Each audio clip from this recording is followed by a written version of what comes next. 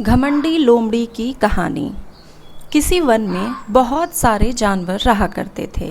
वहाँ एक लोमड़ी भी रहा करती थी जो बहुत ही चालाक और घमंडी थी। वह छोटे छोटे जानवरों को जैसे खरगोश, चूहे, मुर्गी, मेमने इन सभी को मारकर खा जाया करती थी। वह बड़ी ही फुर्तीली थी। एक दिन उसने अपने शिकार में कई सारी मुर्गियों को मार डाला। कुछ मुर्गियों को उसने खा लिया और जब उसका पेट भर गया तो बाकी बची मुर्गियों को लेकर वह एक बरगद के पेड़ के पास पहुंच गई। वहां उसने जमीन में गड्ढा खोदा और बची हुई मुर्गियों को गड्ढे में दबा दिया। तभी एक पेड़ पर बैठी गिलहरी लोमड़ी की ये सारी हरकतें देख रही थी। जैसे ही लोमड़ी अब वापस जाने को आई तभी तुरंत पेड़ से गिलहरी उतरी और बोली, लोमड़ी दीदी, बुरा ना मानना। तुम तो कहती हो कि तुम बड़ी शक्तिशाली हो, पर तुम शिकार करती हो इन छोटे छोटे जानवरों का। सिंह दादा की तरह तुम भी बड़े बड़े जानवरों को मारो ना, तभी तो जानो कि तुम कितनी शक्तिशाली हो। अपने से छोटे को सताना तो बहुत आसान होता है। गिलहरी की यह बात सुनकर लोमड़ी को काफ़ी गुस्सा आया। वह घमंड से अकड़कर बोली, अरे गिलहरी, तुझे क्या पता कि मैं कितने बड़े बड़े जानवरों का शिकार करती हूँ। और फिर अपनी दोनों भुजाओं को अकड़ाते हुए बोली कि बहुत शक्ति है मेरे इन भुजाओं में। तभी गिलहरी ने कहा कि तो फिर अपनी इस शक्ति का प्रदर्शन सभी के सामने करो ना किसी दिन। गिलहरी और लोमड़ी बातें कर रही थी, तभी वहाँ पर गधा, बंदर, चिड़िया, ये सारे बहुत सारे अन्य जानवर भी वहाँ पर इकट्ठे हो गए। बंदर उसमें से बड़ा चंचल था। वह लोमड़ी से बोला, तो फिर मौसी दिखाओगी कब अपनी कुशलता।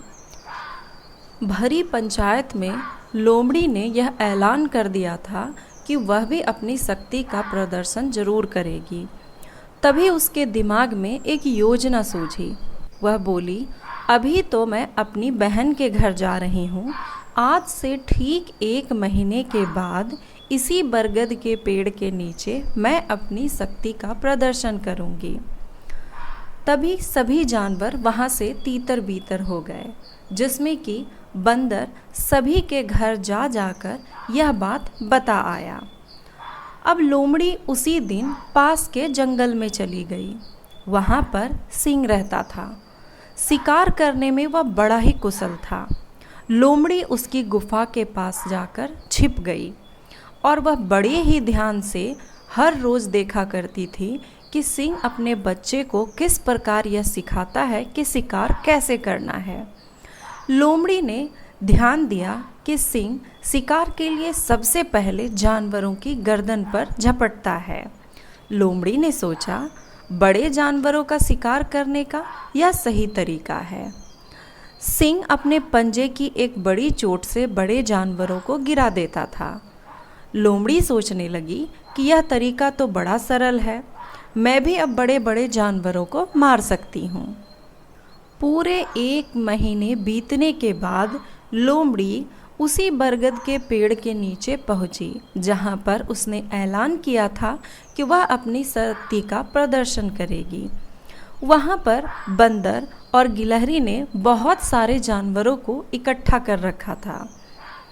तभी दूर से हाथी को आता देखकर बंदर बोला, तो लोमड़ी दीदी, अब हाथी दाता का ही शिकार करके दिखाओ। लोमड़ी ने कहा, ठीक है ठीक है। हाथी जैसे ही पास आया, लोमड़ी ने उसके माथे पर वार किया। हाथी ने अपनी लंबी सूंड बढ़ाई और लोमड़ी को जमीन पर पटक दिया। लोमड़ी कराह उठी, उसकी 2-4 हड्डियां भी टूट गई थी। कमर को सहलाती हुई लोमड़ी बड़ी ही मुश्किल से खड़ी हुई। तभी सारे जानवर जोर जोर से हाथी दादा की जय, हाथी दादा की जय के नारे लगाने लगे। तभी गधा बोला कि देखा लोमड़ी दीदी, घमंडी को कैसा फल मिलता है। तभी बंदर भी बोला कि तुम्हें सबक इसलिए दिया गया कि तुम छोटे छोटे जानवरों को बहुत मारने लगी हो, खाती पीती तो कुछ हो नहीं, बाकी सारे बचे हुए को जमीन में गाड़ देती हो। आज से तुम कीड़े मकोड़े ही खाया करना।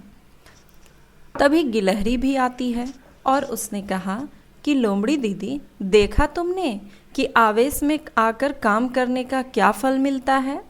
हमें हर स्थिति में शांति और विवेक से काम लेना चाहिए।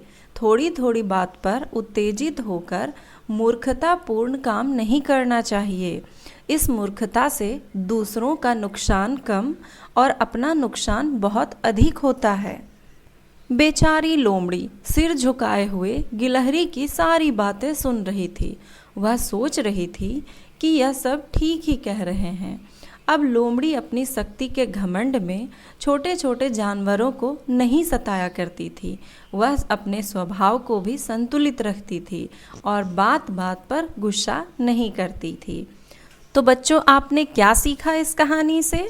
इस कहानी से हमें सीख मिलती है कि हमें खुद पर बहुत घमंड बिल्कुल भी नहीं करना चाहिए और अपने से छोटों को कभी भी नहीं सताना चाहिए और छोटी छोटी बातों पर बहुत गुस्सा भी नहीं करना चाहिए और गुस्से में आकर गलत निर्णय बिल्कुल भी नहीं लेना चाहिए।